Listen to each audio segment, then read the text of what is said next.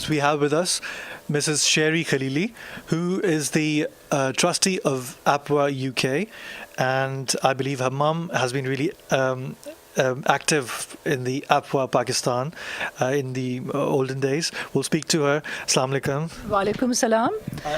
How are you doing, and what are you doing here tonight? Well, you're saying olden days. They were really olden days, but they were fantastic days. And my mother was a founder member of Apwa Pakistan in 1948 with Rana Liaquat Ali Khan.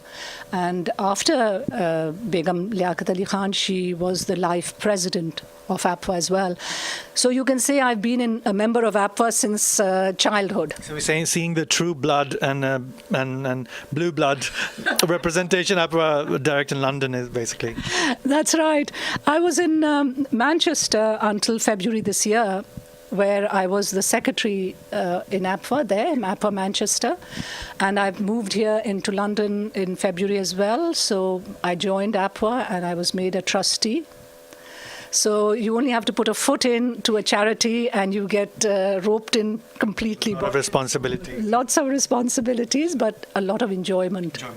Yes. It's for those people, or for those kind-hearted people, I must say, that those who love benefiting others as well, their fellow Pakistanis and Pakistani ladies in particular. I think we have come here to UK, we enjoy the life, and we love living here. But our hearts, somehow, being immigrants, are always in Pakistan. And unfortunately, the poverty in Pakistan is much, much greater than anything you can or will ever see in the UK. So everything that you send to Pakistan is like a special gift to the people there. I can tell you a recent story. One of the English charities gave us a scholarship to send a lady from Pakistan to India for a 6-month trainee course for disabled children. And we don't have anything like that in Pakistan. The lady came back fully trained and she ran a school for us. But then she found she didn't have anyone to help her. There was nobody else who was trained in this field of teaching disabled children. So she had to open a training school. And now she's training other teachers. So, you know, one thing... The light spreading, yeah. That's right, the light. खुदा की रहमत है.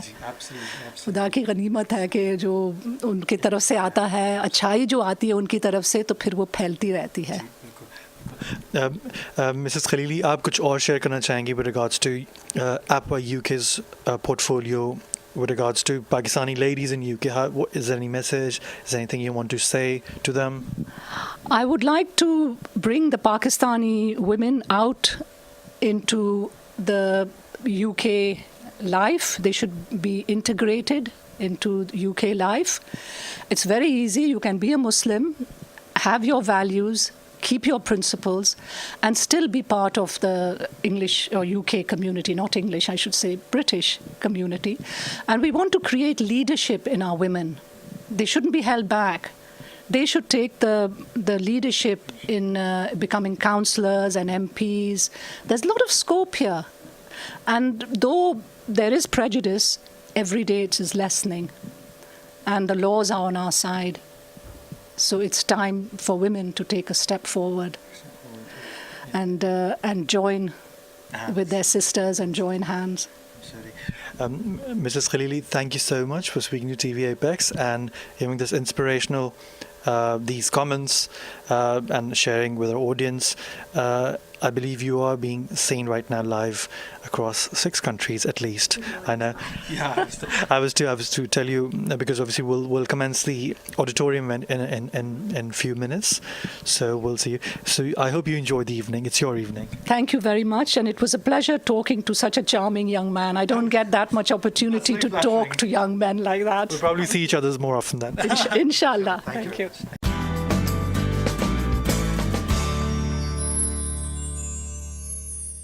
Good evening, ladies and gentlemen, distinguished guests.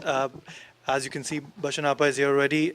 We welcome you all on behalf of my project director, of TVapex and Apex Center, Dr. Suhail Chughtai, and my team at TVapex.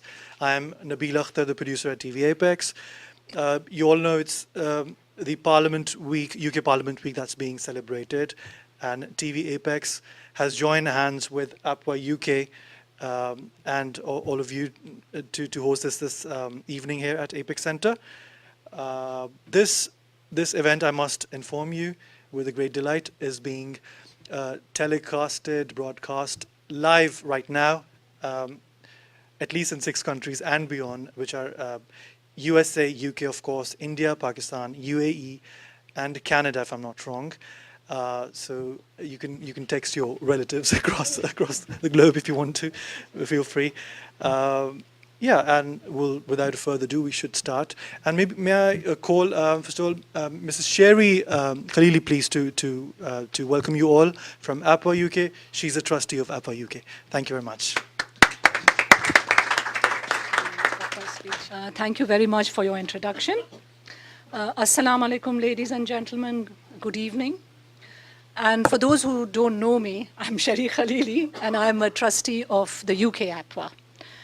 I would like to welcome all of you who have braved the wild winds and the cold weather to be here today and showed patience at our late start. I want to thank you all. We have enrolled as partners of Parliament Week, whose topic this year is Women in Democracy. It is an initiative set up to involve us, the voter, in parliamentary democracy. The UK Apwa became a registered charity in 2010. However, we have been working in Britain as a charity since 1956, a long time. Our aims are to promote equality of opportunity for British Pakistani women by informing them of their rights and to inspire them to play a leadership role in the UK's democratic life. Our panelists today are an excellent example of leadership in the community and in our society. We work very closely with our affiliate, the National Council of Women. It is an educational charity whose vision is a world where it is no disadvantage to be born a girl. At present, we are working with them on forced marriages, honor killings, and Sharia law in Britain. A little about our mother charity in Pakistan, which was founded, as probably a lot of you know, in 1948. And it was the very first charity to be set up in the new country of Pakistan. Apwa Pakistan has consultative status with the UN and the government of Pakistan, putting forward the needs of women and influencing government thinking.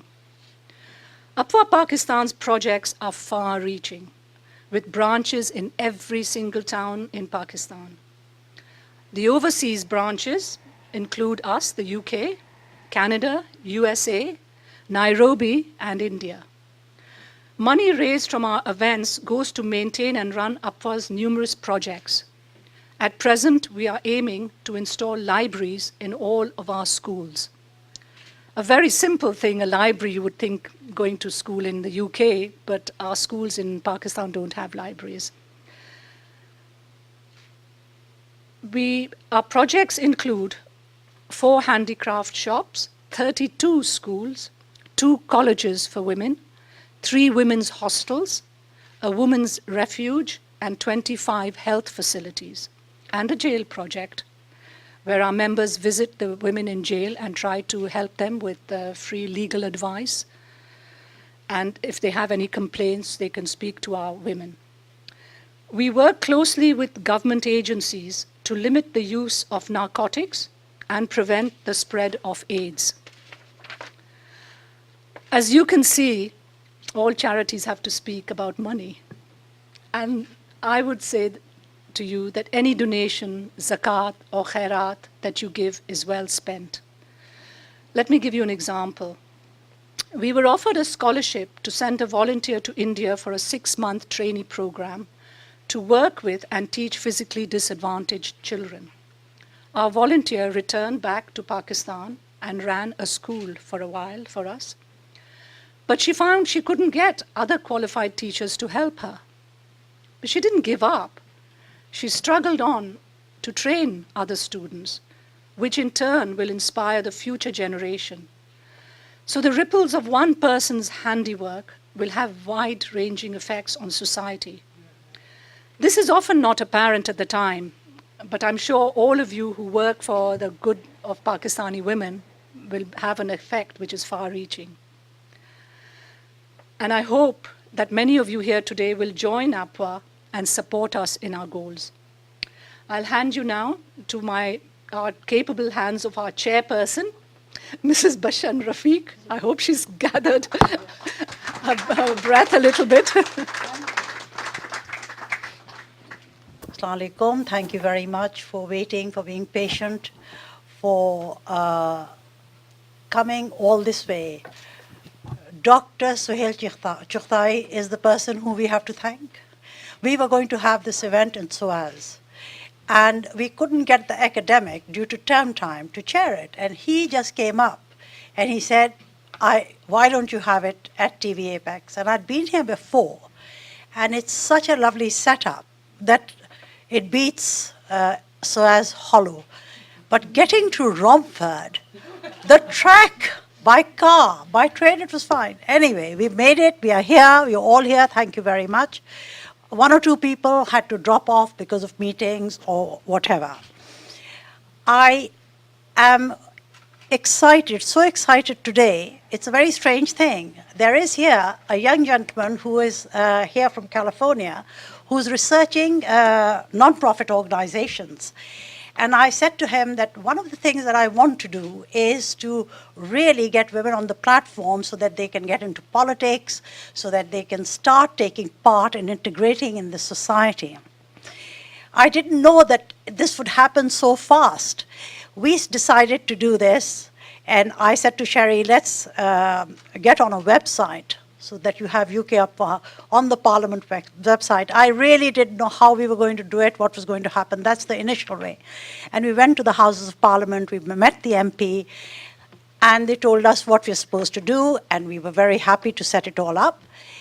And then who do we have for speakers? I didn't know. There were all these wonderful young ladies who are aspiring to get to be MPs. We have a young councillor, Hamida Ali, and Natasha. You're going to be standing? Yes. And I didn't get your name. Oh, Sonia Klein is, I had Rupa Haq, who was going to come.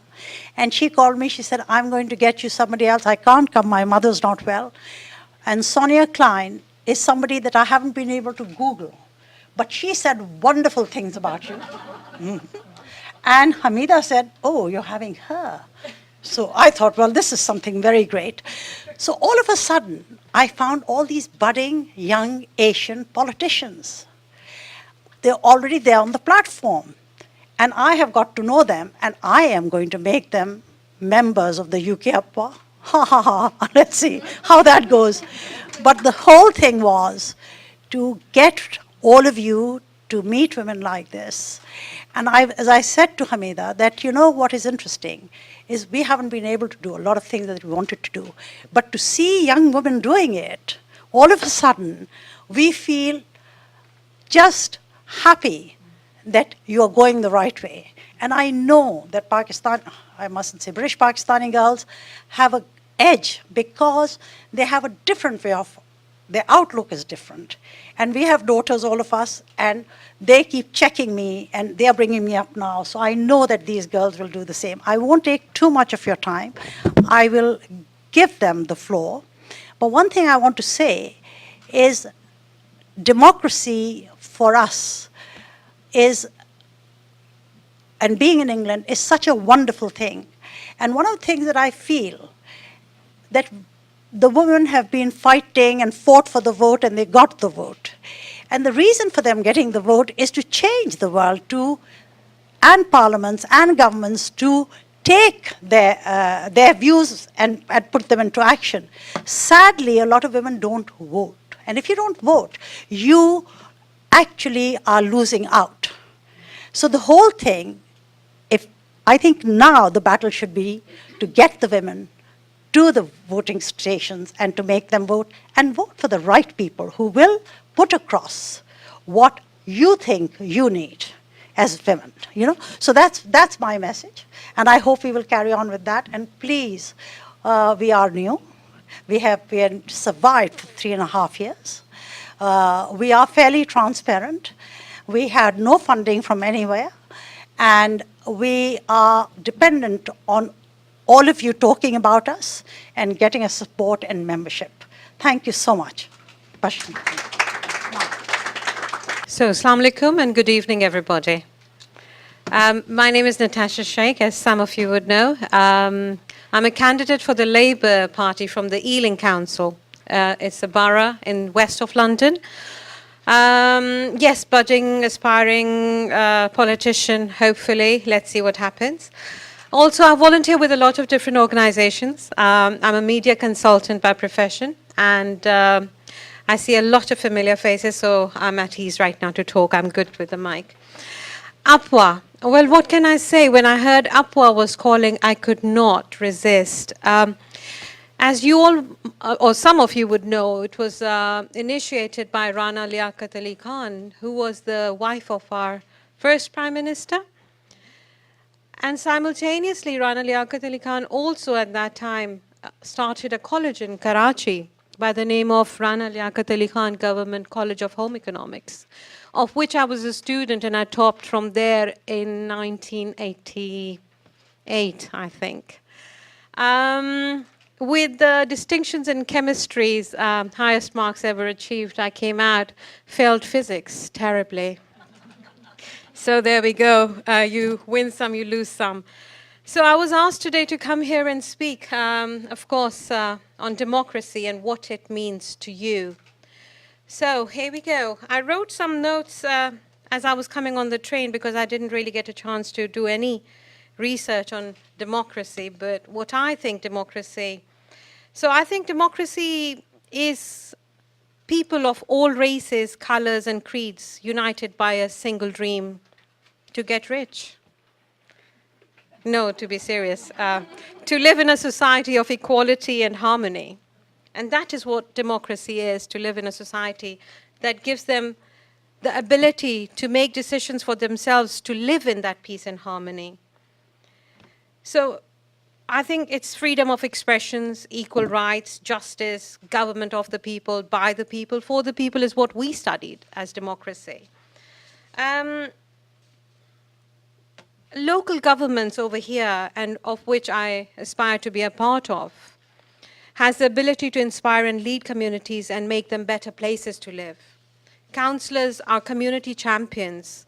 And we have some sitting over here, my husband's sitting over here, he's a councillor as well. I see how hard these people, the councillors, strive for local people. And it's day and night job, they work day and night, they get calls in the night, in the middle of the night. Sometimes I used to get annoyed and say, why would you take calls? And they say, it's for the people, they're the ones who elected us. So democracy is all of this, where we have these elected councillors who champion the causes of their people, and they make their areas better places to live and work. So locally, all this happens, and the best way to make our local areas better is by bringing decision-making as close as possible to those who benefit from it, and to always be looking for different ways to strengthen people's involvement in finding local solutions. And by local solutions is where we then achieve national solutions as well. Democracy, especially local democracy, is vital. It ensures our loved ones are cared for, our children educated, and our neighborhoods safe and well-maintained. A vibrant local democracy needs the best people representing local communities and making sure those services are openly accountable and responsive to citizens. To achieve all this, we do need to engage people in local democracy and excite them about the potentials they have to shape their local areas. And it is exciting, trust me, once you get involved. I got excited about politics, and I got excited about getting involved in the local issues and all. And that is why I am where I am. It is very exciting to be part of a very diverse community and to actually acknowledge that community and bring them together in harmony and in a peaceful living environment. And we can, at a local level, achieve that very easily. Democracy again, there is a worry, though. My worry is that local democracy won't adapt to the changing demands of the 21st century. In the age of the internet, the people don't want the politicians to be sole decision makers. They want them to be facilitators. They want them to be participators in a wider conversation about how we lead our lives. If politics doesn't change to reflect this, it risks irrelevance. Democracy is all about people having the ability to change and shape their own lives, to be able to participate in the decision-making process, to be able to have a say in what happens in their local areas. And that is what democracy is to me. We have to make changes to governance arrangements, to encourage the public to scrutinize all future decisions being made by the cabinet as a whole, and also individual cabinet members. We need to encourage local debate and feedback from the public. We should hold regular community meetings. Some of the boroughs do that in the shape of vote forums and all. There is some confusion, I would say, about what the word democracy actually means generally. In spite of the fact that at least in some parts of the world, one hears it from pretty much all media on a daily basis. Democracy, by definition, means the government which is by the people. That means that all the people should be able to have their say in one way or another in everything that affects their lives. Dictionaries would usually say that this right can either be exercised directly or through representatives. The second arrangement is then called representative democracy. Unfortunately, a vast majority of countries that call themselves representative democracies are not true democracies, not as per the above definition that I've just given. Most of them are actually just elected dictatorships. People can vote usually only once every 4 or 5 years. They do not vote on any issues. They just elect the so-called representatives, who then, until next elections, have no obligation by law and little incentives to base their decisions on individual issues, on the wishes of the electorate. I believe the only country that is quite close to the definition of democracy might just be Switzerland, which it has more or less been since the 13th century, I believe. Politicians should be humble servants, not your all-powerful masters. To me, finally, democracy means placing trust in that little guy, giving the fruits of nationhood to those who built the nation. Democracy means anyone can grow up to be president, and anyone who doesn't grow up can be vice presidents. I thank you all.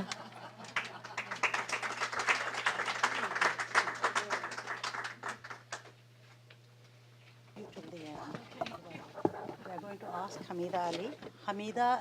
Hamida is working with BBC.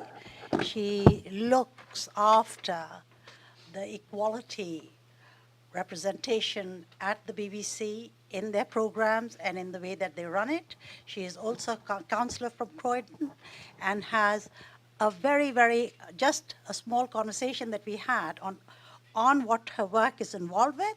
We realized how the undercurrent of what's happening in the main corporation, which is for broadcasting. And the undercurrent of that is really washed by these small team of people who keep an eye on it and tell the corporate to run the way they advise.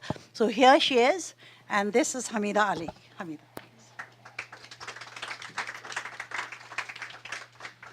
Thank you very much. Although you've elevated me to elected councillor already, but like Natasha, I am a prospective candidate at the moment. But let's hope. Good evening to everyone. I want to thank the association for inviting me to join this evening's debate and giving me the opportunity to share my reflections and some of my experiences with all of you. It's also a privilege to share the panel with both Sonia and Natasha, which is a real pleasure for me. And I wanted to share a few things with you. One, to address the topic of this evening's debate about what democracy means to me, a bit about why I think that's relevant to all of us in this room, and then a little bit about what I do because of the way that I feel. So if we understand democracy, as Natasha eloquently set out, to be the power of the people, demos, people, kratos, power, despite Churchill's assessment, which I'll badly paraphrase, as the worst form of government, except for all the others. So if we accept that it is a flawed concept that has its limitations, there are perhaps 4 ideas around the concept that have some resonance for me personally. I think the first one for me is perhaps a sort of basic principle of self-determination, a fundamental basic human instinct to control, have autonomy around the things around our life, including how we're governed. And as a second-generation person with Bengali and Pakistani heritage, I live in a family where my parents have lived through parts of empire, through independence, and then through a very bloody civil war. So the right to choose those who govern us couldn't feel more important in that sense. I think secondly, equality. As a feminist, I feel very strongly about the concept of equal rights, and Tasha's spoken about that as well, that everyone, regardless of who we are, whether it's our gender or another characteristic, we should have the same equality in all aspects, including the right to choose who governs us. I think thirdly, Bashan explained that I work for the BBC, and I've worked for a number of public sector organisations as an equality officer. So the concept of representation is really important to me as well. So I've worked in lots of public sector organisations where one of the things the BBC included we're trying to do is make sure that those who work in those organisations and indeed make decisions represent the people that they serve. So I feel really strongly that our democratic chambers up and down the country should also look like the streets and neighbourhoods and communities that they represent. And then fourthly, particularly as a member of staff perhaps of the BBC, I feel that freedom of expression is a really important, again, Natasha touched on that as well. And I think our national broadcaster in the BBC is a strong example of the strength of our democracy. One of its most prized characteristics is its independence from government, and the fact that its day-to-day funding doesn't depend on whichever set of politicians, and they're already doing it at the moment ahead of charter renewal, already making statements and posturing around what the BBC should look like, and whether there should be a licence fee. And I feel very strongly that for under 40 pence a day, you get an array of choice of different types of television, radio, and online platforms to get information from and to be entertained. And its funding not being dependent on the whims of government, I think is a really important principle to protect and preserve our democracy. I work with public service broadcasters across Europe around diversity and different approaches that they're taking. And I've met with colleagues in the Netherlands and in Lithuania in particular. And at that time when we've been speaking and having our meetings where the Parliament is deciding overnight to cut a budget, we've seen Greece and ERT, the broadcaster, forced to close down overnight, and very honourable broadcasters carrying on, hiding, taking refuge in the buildings to make sure that the broadcasts continue. So I think those are the sort of the four ideas that felt like they had some personal resonance to me. But why is any of that relevant to all of you, perhaps? Perhaps 3 things. It feels to me, as Pakistani women in the room, I just feel that we're so poorly represented in our different democratic chambers. So there are no black or Asian women European parliamentarians. There are 10 black and Asian women MPs at the moment. 12 black or Asian women members of the House of Lords. And do you know that out of over 20,000 local government councillors, only 149 are women from a black or Asian background, which is just an appalling state of representation and raises real questions, just as Natasha talked about the capacity for those people to make decisions that affect and meet our needs in the way that we need services to be provided for us. So that's the first point. I think then something about the experience of Pakistani communities in the UK. When you think about almost any measure, any indicator of living conditions, it seems that while it doesn't, I was speaking to the researcher earlier on this evening, it's only in terms of averages, there will be experiences at the upper end and at the lower end, but on almost every measure, statistically, people in our community are less likely to be employed. They're more likely to live in poverty. They're less likely to be in a managerial grade if they're in work. They're likely to be paid less if they're in work. More likely to have poor health. And women, interestingly, are less likely to have a bank account. All the kinds of things that would give you more autonomy, more control, more options in life. And that too feels relevant to the first point about the lack of representation to address some of the most critical issues for people in our community that they might be facing. And then the third point about why I think this is all relevant to you is around participation, and Bashan mentioned it. So the very basic act of voting. Research by Operation Black Vote, who campaign for greater equality of political representation, recently published some research that shows that in their opinion, when the country goes to the polls for the general election in 2015, the outcome will essentially be in the hands of people exactly like you. That they looked at 168 constituencies where the population of the black and Asian communities in that constituency was larger than the majority for the sitting MP. So I think, and this was very much for the first time, that for 2015 it is distinctly different from kind of previous elections, perhaps reflecting changes we've also seen across the pond in the US, that there is real power politically, potentially, amongst our black and Asian populations. So just the act of voting can make a real difference. So why do I care about any of that? I'm from Croydon, and I'm passionate about my town. It's London's third city. It's our biggest and youngest borough. We have big challenges. We're still healing and surviving from riots 2 years ago. And I feel passionately about wanting Croydon to take its real place, to give real opportunities for everybody who lives there. And because of the work I do, Equality for All has really driven the kinds of choices that I've taken. So it's driven what I do for a living, where I'm passionate about making our services in the public sector more accessible and making sure that everybody, whoever they are, can unleash their potential to achieve what they can. And it's also determined the party that I campaign for. Similarly to Natasha, to the Labour Party, for me, they are the party of equality and have really put those principles into real practice by bringing in most of the legislation, or perhaps bar one, that we've had over the last half century. And I really want to take that drive and expertise and take it to a democratic chamber and to be able to play my part rather than just being a bystander, so that I'm not shouting at the radio, but I'm able to do something about some of the things that I think need to change. Conversations around the kitchen table at home have always featured around politics, and ultimately I do want to be part of that conversation. So what am I doing about this? Well, fortunately for me, in the summer I was honoured with the nomination for Woodside Ward to stand as their Labour candidate for the local elections next year. And it's exciting for us in Croydon. We're one of the few councils in London that might possibly, if we can work hard enough and get out every vote, we might take control. It's been run by the Conservatives, was run by the Conservatives for about 100 years. Then Labour had about 10 or 12 years of power in the 90s, and we've had 8 years of Tory control, and we are really, really keen about taking that back, because we think that will make a real difference to the lives of people in Croydon. And I just wanted to talk very briefly, and to perhaps end on that, to tell you a little bit of a story about some of the things that I've campaigned on. And one of the issues that I've worked on, both professionally over the last 15 years and campaigned politically on, is violence against women, and making sure that there are services that can really respond to this issue. It affects every community, it affects every background, and it has a shocking prevalence still that 2 women are still killed every single week by a partner or a former partner. And in Croydon, those rates of domestic violence are rising. And like Everywhere else in the country, at the same time, the services to support those women are contracting. They're losing their funding. And in Croydon, we've seen 2 domestic homicides in the last 12 months.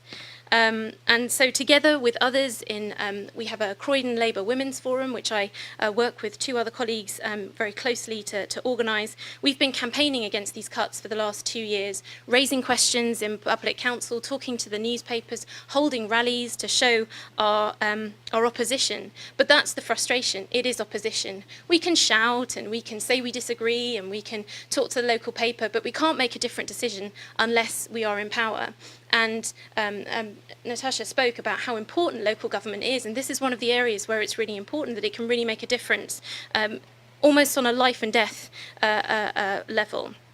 And that's why I think the elections next year are really, really important. And I'm really proud that even though I'm not a councillor yet, but as an activist, I've been able to get together with others, my political group in Croydon, to prioritise the response to violence against women, and that will be one of the priorities in our manifesto. And so I'm looking forward to the prospect, I hope, of being able to make a real difference to the lives and the hopes of people in Croydon. Thank you.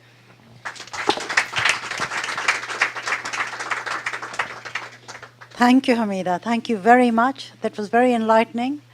And, of course, the way forward.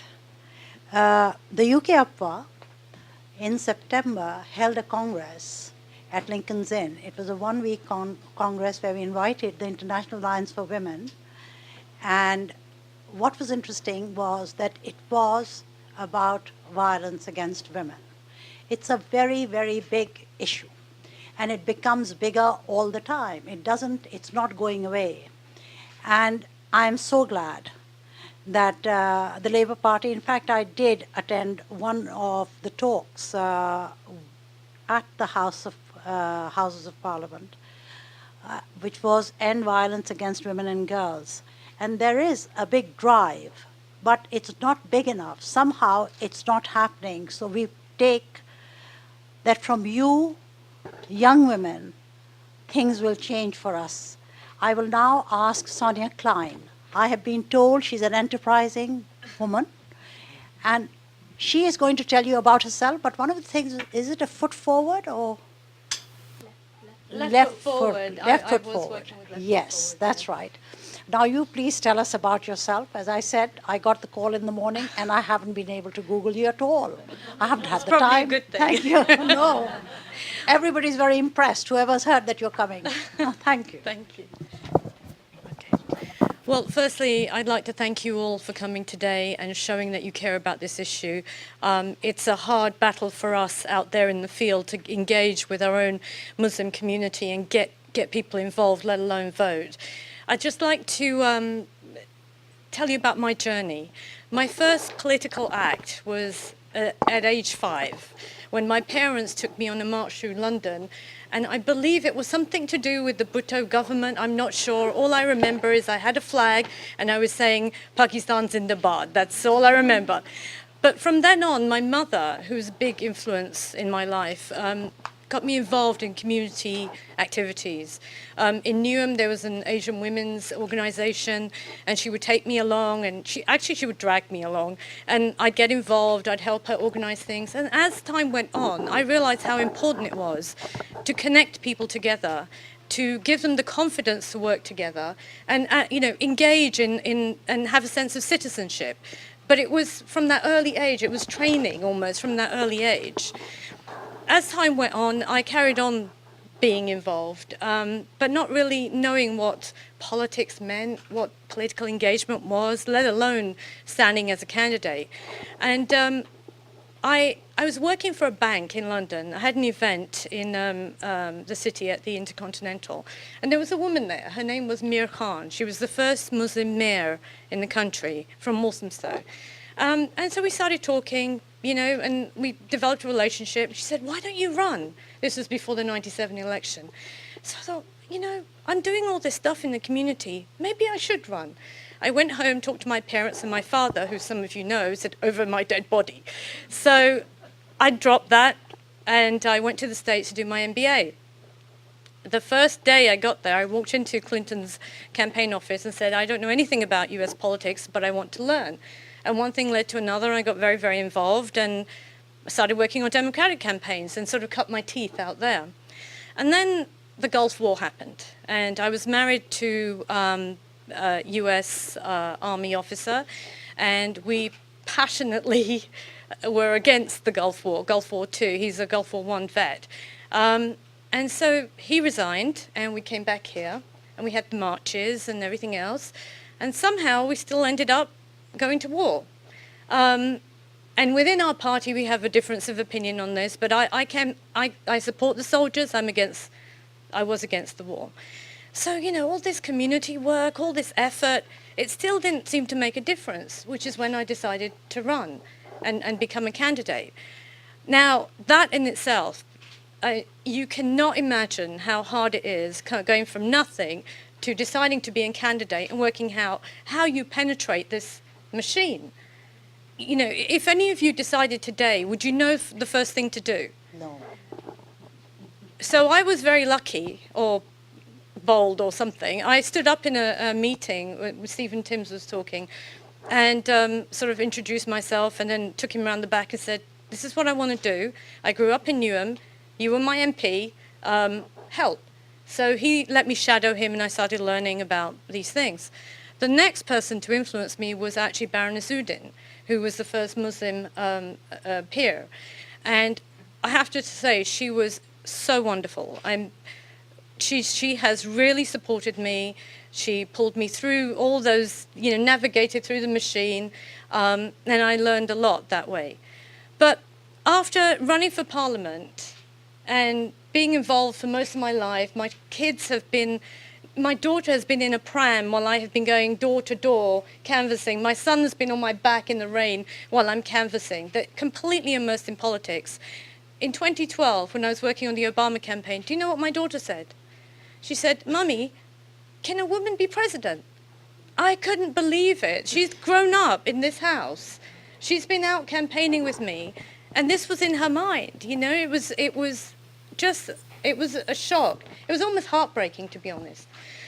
In 2002, I launched a charity called E3 in East London to support and promote economic empowerment of Asian women through entrepreneurship, education, and employment. And at that time, I'm afraid to say, Asian men were a little abrupt and sometimes quite rude with me. And the sentence I would hear over and over again, "You're spoiling our women." And then what I did was I got them involved. I said, bring your sisters, bring your daughters, bring your mothers. I got everybody involved. We ended up with 3,000 members, and we helped people start businesses. We did lots of things. But it was a lot of door knocking, a lot of putting up with, frankly, insults, and just fighting through the local system and then our own culture, you know, our own barriers that we've created for ourselves. So when I think of democracy, I see it as almost a metaphor for hope, where all of us, humanity, has an opportunity to work together and fight for social justice, make our voices heard, take care of each other, have a sense of citizenship, and make things happen. We can't do it by ourselves. We have to talk to our neighbours. We have to work together. And as far as Muslim women are concerned, we really need to fight together. I mean, 75% of Muslim women are economically inactive. It's outrageous. And when you look at entrepreneurship, do you know that Indian non-Muslim women are the most entrepreneurial in this country? Muslim women are at the bottom. Why is this? We're all from the same subcontinent. We all have the same culture. So for Democracy Week, I hope you go back and you tell your daughters and you tell your community and you tell all the women you know, all the Asian women, Muslim women you know, to get involved. When I'm door knocking, even during my own campaign, I had even friends, even family friends say to me, well, we have to talk to our husbands they'll tell us what to do. They'll tell us who to vote for. They'll tell us where to go. This is the 21st century. We are so lucky to be here and to be living in this democracy. We really need to fight together. We need to work together. And that's it. It's been a journey. I'm not running in 2015. I'm supporting young candidates like the ones we have here, just wonderful fighters for the cause. And I hope you will too. And don't forget Tulip and Rupa Haq, who are just wonderful candidates. Thank you.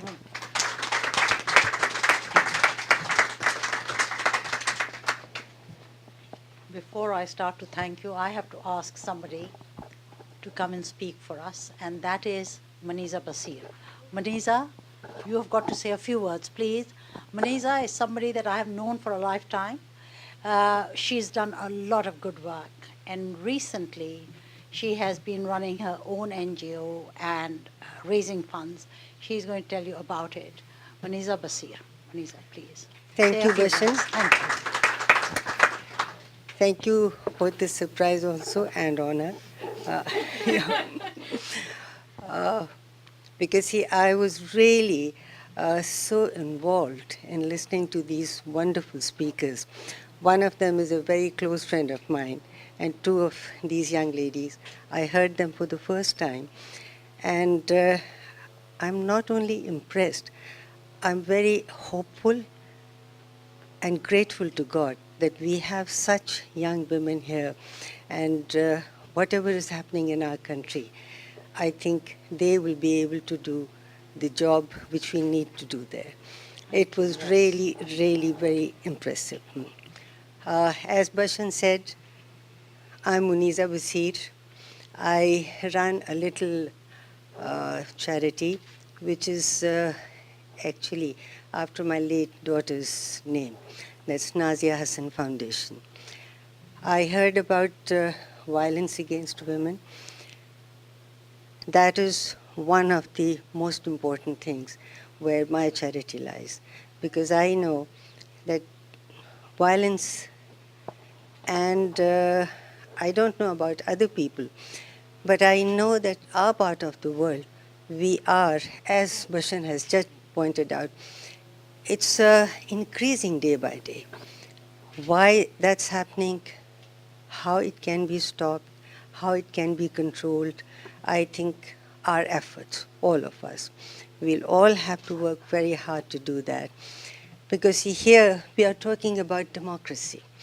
And the other thing we talked about is mentioned violence against women. I think there's a strong connection.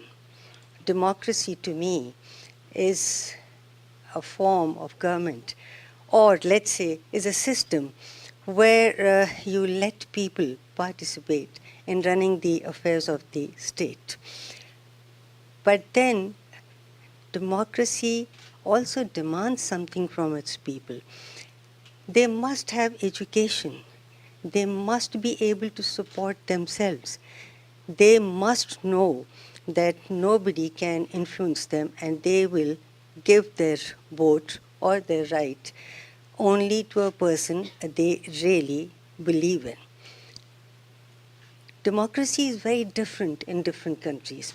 This country where we all are together, I think it gives us one of the best examples of democracy. On the other hand, you see so many of countries, our part of the world, African part of the world, you have name. There's democracy, but it's not democracy because 60, 70, sometimes even more than that, people are not independent. They are part of a system where they are either bought by someone, and when I say bought, that means they are working on the lands, they are working in the factories, wherever they are working, they are not independent. So when the vote time comes, okay, they go and they vote. And they vote for the person who tells them that it's either me or the person I have named you. Now that is not democracy. And this is why we see that so many of our countries are in a very bad shape.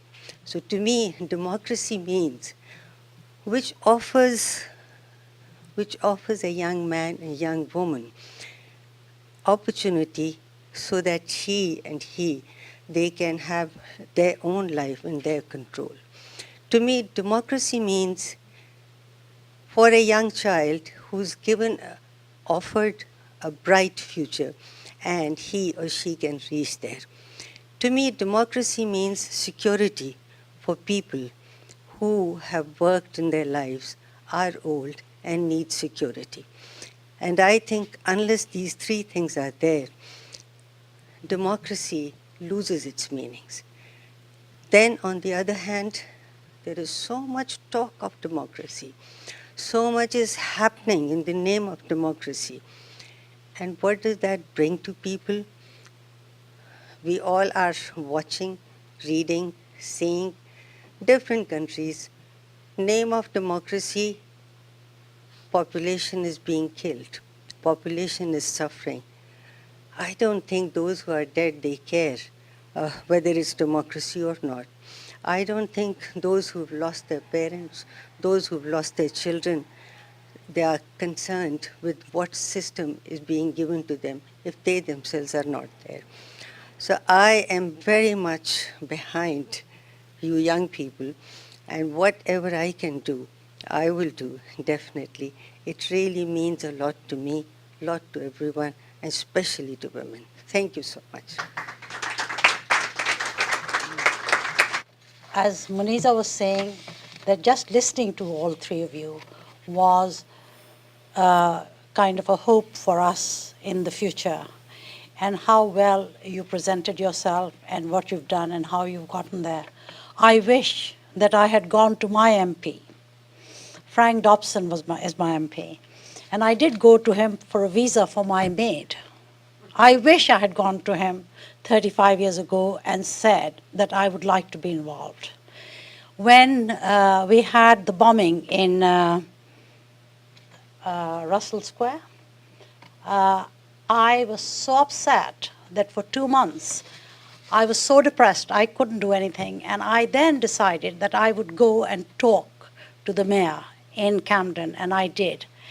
And I said, look, I want to do something. I feel I'm a Muslim living here. I feel this is my country. Can I please get involved?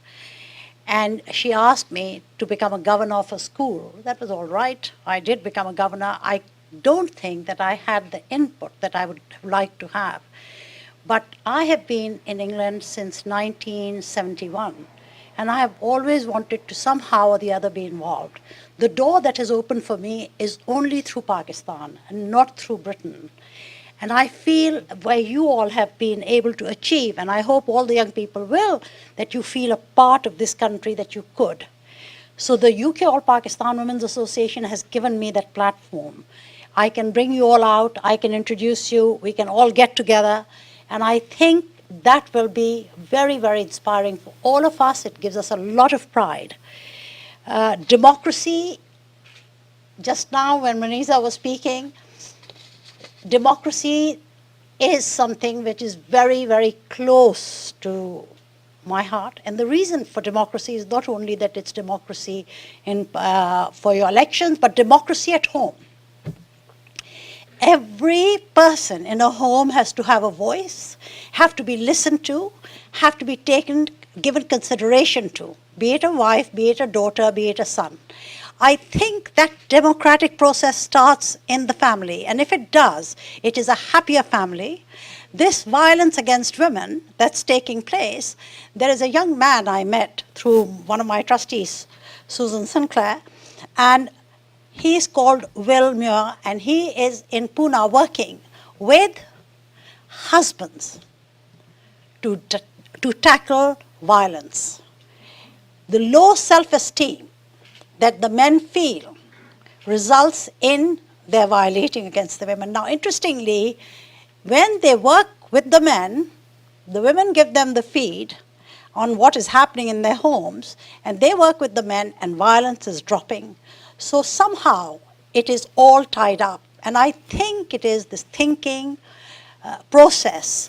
We have brought you here today so that you think about it. I'm sorry, I have lived here for so long, and there are so many things that I haven't understood about. But it's not about thinking, it's also researching and finding out. So we will say that we are grateful to these girls, and we know Rupa is there, and we know Tulip is there, and we're going to do more of this. And I want all of you to come to our talks, but more than anything else, to please get involved in your wards and go and vote and drag people to go and vote. I mean, it's a disgrace when men turn around and say, you know, you're spoiling our women. Don't give them information, don't give them a stand, don't empower them. And empowerment is, what is empowerment? It's an ability to be able to do. That's all. I'm so grateful. I mean, since I have started to work for women, I have 10 times more energy than I've ever had before. So it must be good. Thank you very much. And I would like to say thank you to my 2 trustees who are here. Please, Susan Sinclair, please stand up. And she has to go to see her mother. And she has come from Hampshire and going to Suffolk. And yes, oh, you're going home. And Sherry Khalili, who has come down from Manchester, and she's always, I like her saying, I'm Sherry Khalili, because she thinks she's not known in London. She has been here 6 months. We have to make it like she's been here 60 years like me. So that's great. Thank you very much, Sherry, for organizing and helping. And thank you, Dr. Chuptai, for your welcome at this place. Please, he is doing a lot of good work. And this place is used for running shows, programs, talks, music, etc.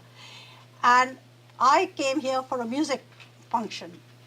And I was really, it took me a long time to come then as well, sorry. But otherwise, once you got here, it was fine. So please now, we can have some refreshments, we hope. If there are any questions, please, ladies, I didn't open the floor for questions and answers. Please ask.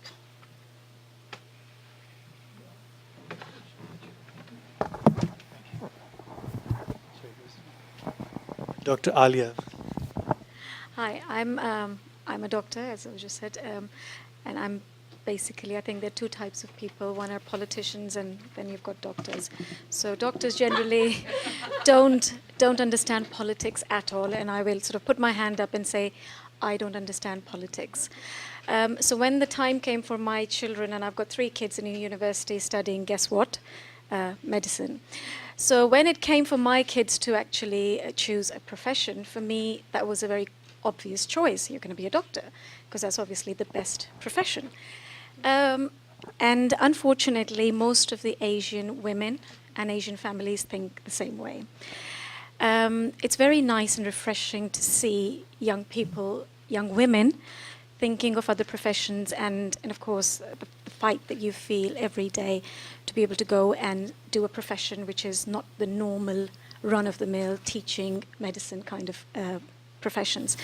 How do you perceive that your roles can change, first of all, the way women like me think, that medicine is probably the best profession you can give your daughters especially, because it is a safe profession and you will not be bullied, harassed, as I'm sure you must have in your fields, because it's a very male-dominated area. So how do you think you can tap into the women of tomorrow? Because that's very important, you know, and the young Pakistani girls, our daughters, have got a lot of energy and still a lot of patriotism, even though they are being brought up in UK, to be able to do things perhaps for Apwa, but equally for democracy. So my question is to all of you, but wherever, I mean, how you envisage putting this across for the next generations. You ask? Yes, please. My first piece of advice would be get a career in addition to politics. These days there is, well, it's not so much a backup. One thing that frustrates me about Parliament is the lack of life experience. There are too many people that went straight from university to the Westminster research bubble, you know, and they've worked within Westminster. They don't know how to start a business. They don't know how to deal with other employees. They have no life experience. So my first suggestion would be make sure you have a career, or you go and get some life experience. And then after that, I think every person who's politically engaged doesn't have to run for parliament. There are so many careers within politics, and I think it's very important to have leadership at a local level as well. So when we're promoting political engagement, I'm hoping that our Muslim women, they not only become councillors, but become leaders in their own backyard. They become governors. You know, they take over causes. You can lead a cause and have more support that way than an MP sitting in Parliament. So the first thing would be get some life experience. And secondly, getting involved in politics, because it's the only way to change policy which affects your whole community. So at every level. But there will be sharp elbows and uncomfortable situations. I couldn't agree more with the point about the nature of our political class. I mean, even in the Labour Party, I'm supporting a mentor to me who's seeking selection at the moment. And some of the things that I've heard said by Labour Party members, oh, he hasn't been to university, or, you know, he's a bit old. And I'm worried about the fact that we will lose one of our biggest strengths within our party, which is actually our diversity. And I think you're absolutely right. Oxbridge, working for an MP, special advisor, safe seat, that is increasingly seeming to be the course and the trajectory of Labour Party candidates. And so I completely go and do something and then, you know, bring that expertise to the chamber. That's the point. You're meant to bring, we don't have enough scientists in the House of Commons. We need nurses, teachers, we need those kinds of life experience, professional experience to inform how our laws are made. I think the other thing that I feel strongly about is about, I'm conscious, so the course of my work means that I've worked in the criminal justice system, within local government, now within the media, as an equality and diversity officer. So I've learnt about how different parts of the state work through my professional experience, and that's despite having had every opportunity to have the best education, university, beyond that. And it wasn't really until I started working for those organisations that I understood what a local authority did, what the Crown Prosecution Service was, how a police authority, sadly defunct organisations now, what their role was. And so I didn't learn that necessarily through the course of my education. And I worry about how young people understand about how politics works, what their role is, getting engaged. I knew that I wanted to be involved. I came from a family from which that was very much our experience. I knew how to go about that. But for those who are, you know, the talented politicians of the future who wouldn't be perceived as such perhaps by their school or by their life experience naturally, if that information isn't kind of brought through to them through some political education, I hope that perhaps our schools will include that within their curriculum so that you can make those really informed choices for yourself. Thank you. I totally agree with my panelists here. Absolutely, 100%. There's a term that we use, it's called professional politicians. It's not looked upon very nicely either. So when you say professional, what profession would you choose? Become a professional politician is not looked upon, it's frowned upon really actually. So we try to stay away from that. And hence my colleagues, I don't think everybody over here would understand when they say, oh, have a life other than politics. Hence, we look upon having a career and then going into politics. Like I myself, like I said, I studied chemistry and nutrition, came out a dietitian, dabbed in flying, and then went and did media consultancy, and now I'm in politics. So have all that behind you, have a life, have a career, and then go into politics. And you might actually make politics your career, but that comes later. As you might know, as a councillor, we don't get paid. It's a service that is actually, we're just helping the community. You get paid allowances, but there's no pay scale related to as such. So if you're going into all this, you must have an income stream on the side as well. Politics as such, if you want others to go into politics, they really basically have to have a passion of being involved in the community. And if you don't have that, you can't force anybody to go into it. You have to have a passion of being able to talk to people and being able to wanting to help people and wanting to make changes. And a lot of the people that I speak to have actually suffered at the hands of politicians. and had something happen to them where they want to now stand up and make a difference and they want to get involved. And similarly, where that happens to a lot of people. On the other hand, there's a lot of people like me who actually just enjoy being with people, enjoy helping people, enjoy participating in voluntary work, which I do a lot of, and then just sit in the company of politicians and enjoy it so much we decide to enter it. So really, you can't tell a person, join politics. Medical is a good field. Let them go to it. Honestly, they make a lot of money. Yes, you've made the right choice. But definitely, like Sonia over here said, get involved in the local community, become a school governor, get involved in some voluntary organizations, domestic violence. There's so much of it happening, and it just doesn't involve women, by the way. Just recently, there's been a lot of investigation into roles where there's been domestic violence, and guess who against who? It's children against parents. And that is increasing in our Asian community. That is something we must look at and work on right now before it gets out of hand. So there we are. Thank you. Thank you. Anyone else? Anyone else? Yes. I'll just request everybody to keep their questions a little shorter. And all of the participants don't have to answer them, all of them, by the way. Yes, This is to our two Labour candidates.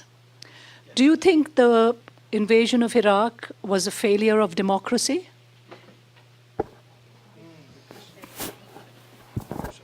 Who wants to answer? So I think Sonia, when she was speaking, touched on that briefly, where she said, I didn't support the war, I support the veterans, I support the soldiers, the army that went in. Similarly, it is a decision that was made.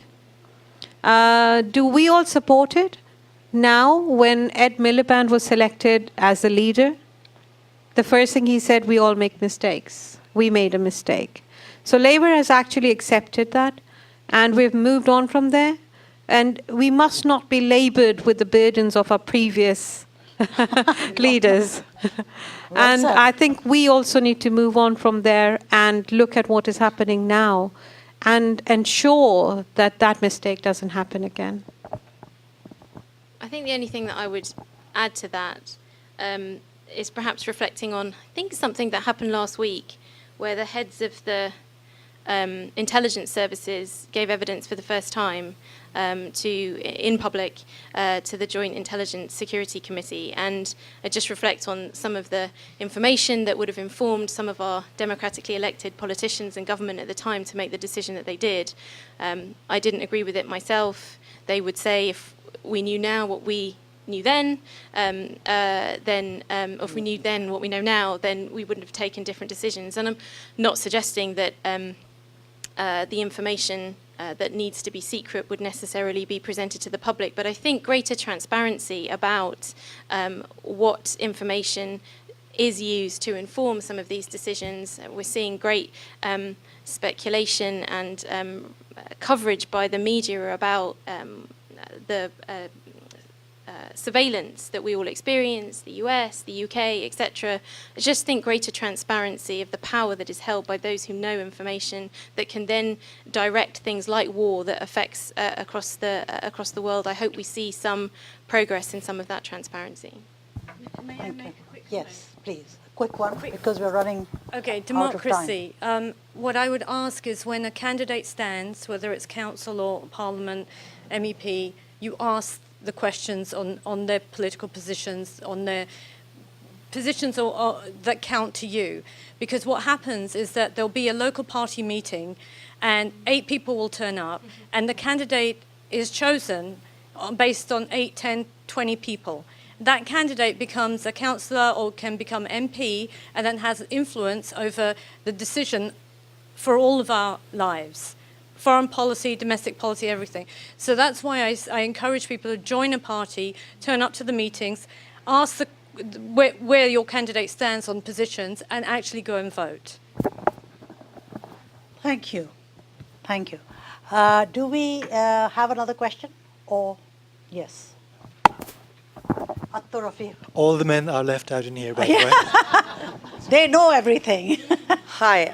I'm most interested to find out why is it that all the three candidates belong to the Labour Party?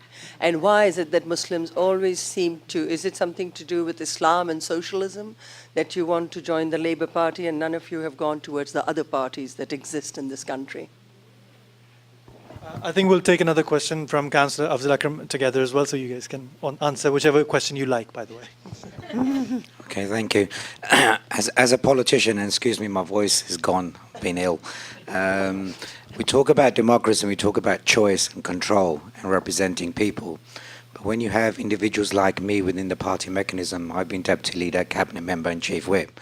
My role as chief whip was to ensure that you would vote the way I want you to vote. Is that democracy, and how would you handle that? Who to start with? Natasha. Natasha's Councillor Afzal Akram's wife as well. Right, for the lady first, of course. You said 3 women here from the Labour Party, and why do we choose that? You're missing a very big person, Baroness Warsi, the former chairperson of the Tory party, Muslim woman, Asian. So no, all of us don't go Labour way. Some of us do go the Conservative way as well. For myself personally, I chose Labour Party, I think because of the socialist values, because not so much because I'm a Muslim woman did I associate myself with the Labour Party. No, that had nothing to do with it. Had more to do with what I believed in the equality that they represented, in the values that I had held through my life, that they had as well. And in most of my friends that I believed were my true friends being of the same party. So there was a lot in common between me and the party and the policies and my values. So hence I chose Labour. Nothing more sinister than that. Regarding Councillor Afzal Akram's question, is it democracy that we're whipped? There are some policies you have to adhere to no matter what. Society shows us there are norms in society. We wear clothes so we're not nude. So those are norms. There are some norms within every party, every organization that we have to adhere to. We are whipped. The councillors are whipped, yes, certain issues to vote on in a certain way.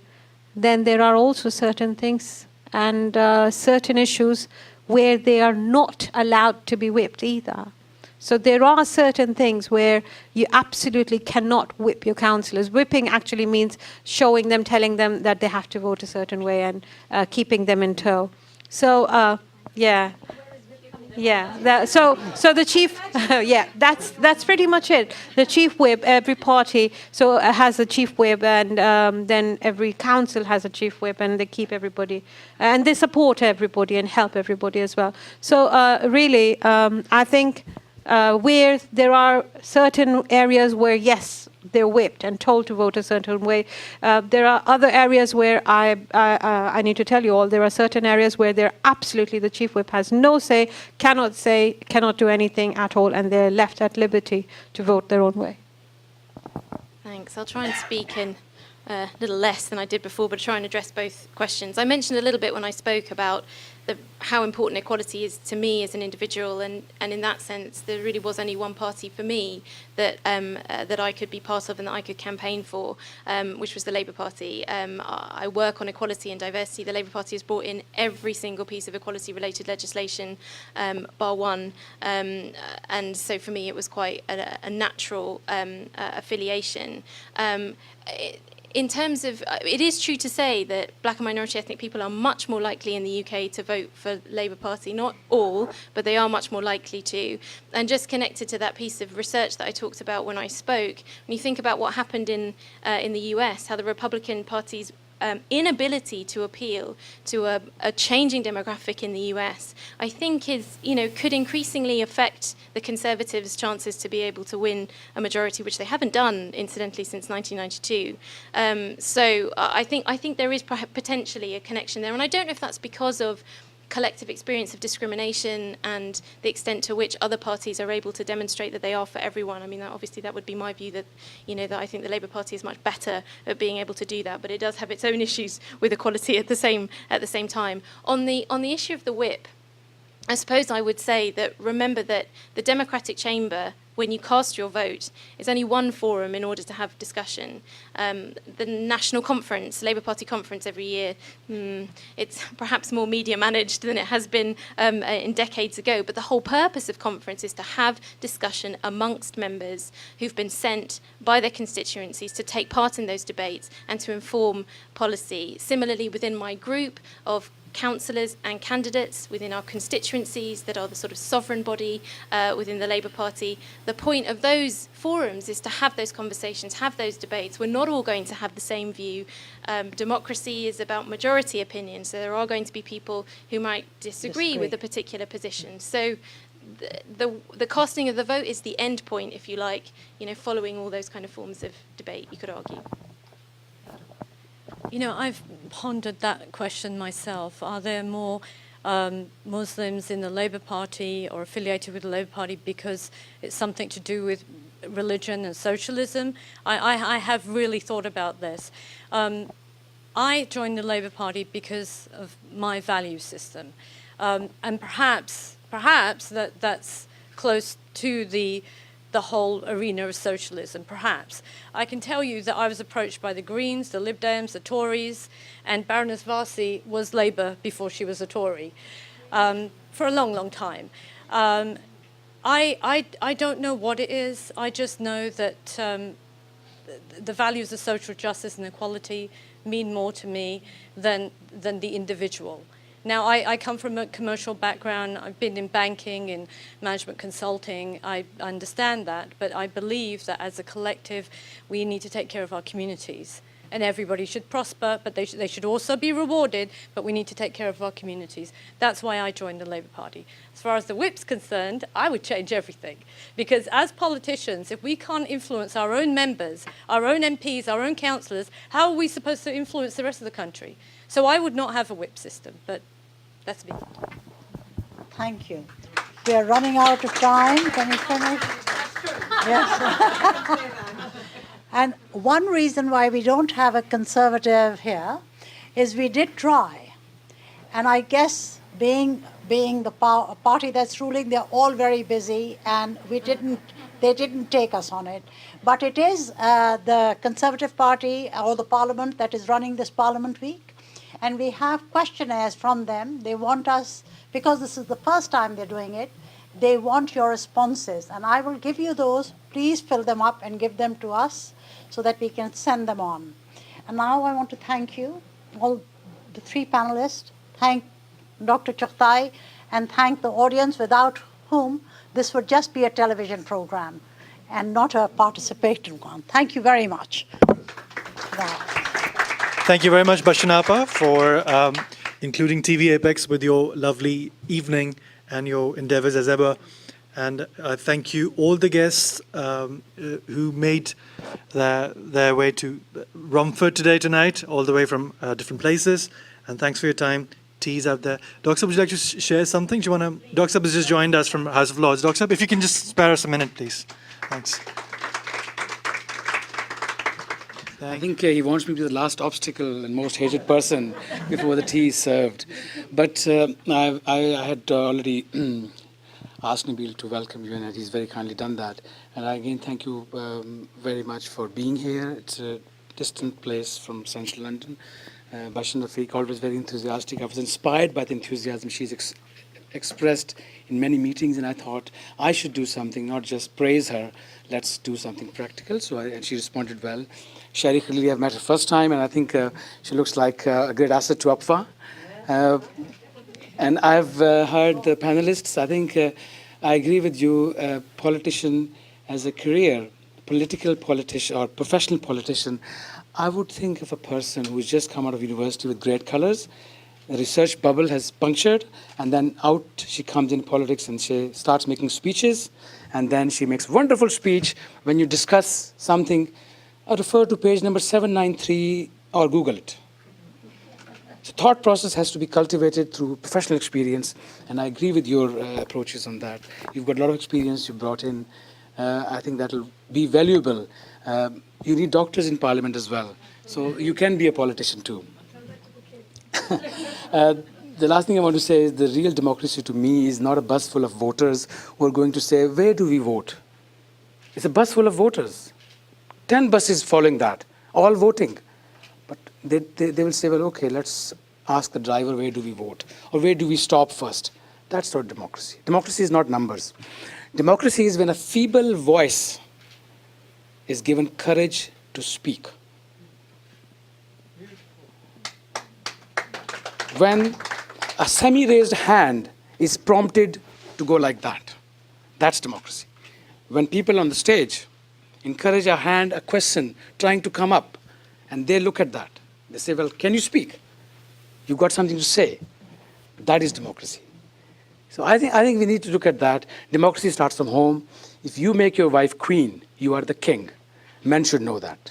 Thank you very much. Thank you. Please join the